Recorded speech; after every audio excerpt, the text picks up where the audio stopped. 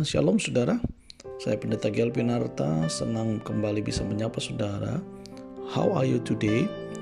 Tema kita hari ini adalah tidak kebetulan. Pembacaan kita terambil dalam kitab Esra pasal 1, mulai ayat 1 sampai dengan ayat yang ke-11. Namun saya bacakan di ayat yang pertama. Demikian firman Tuhan. Pada tahun pertama zaman Kores, raja negeri Persia, Tuhan menggerakkan hati Kores, raja Persia itu, untuk menggenapkan firman yang diucapkan oleh Yeremia, sehingga disiarkan di seluruh kerajaan Kores secara lisan dan tulisan pengumuman ini. Saudara, begitu banyak pengalaman hidup dalam perjalanan kita. Suka duka silih berganti singgah memberi warna dalam kehidupan kita. Namun tidak jarang kita menganggapnya hanya sebuah kebetulan semata. Misalnya, kita telah berjam-jam berdiri di pinggir jalan menunggu bus yang tidak kunjung datang. Tiba-tiba ada mobil berhenti dan menawarkan tumpangan. Sopirnya ternyata teman lama yang kebetulan lewat. Jadilah kita mendapat tumpangan tanpa membayar pula. Kita kerap kali menyebut hal itu atau hal ini adalah kebetulan semata. Saudara, berbeda jika kita melihatnya dari kacamata iman. Banyak peristiwa sesungguhnya sudah diatur oleh Allah.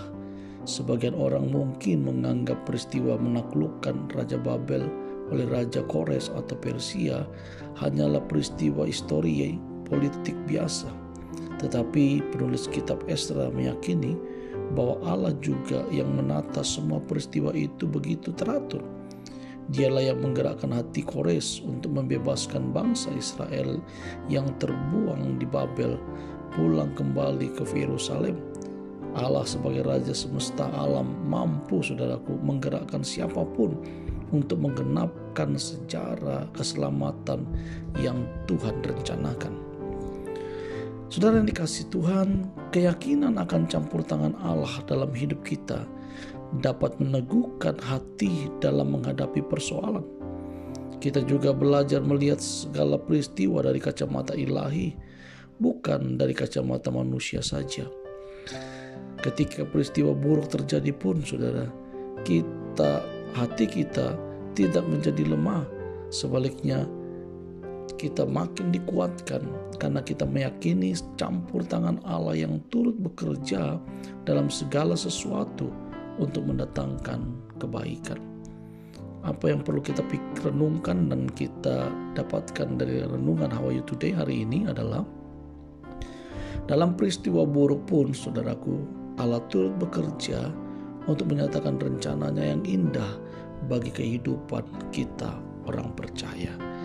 Jika saudara diberkati dengan renungan How Are You Today hari ini, jangan lupa saudara subscribe, like, sharekan kepada sahabat keluarga saudara supaya mereka juga dibangun dan dikuatkan serta diberkati dengan berkat yang sama.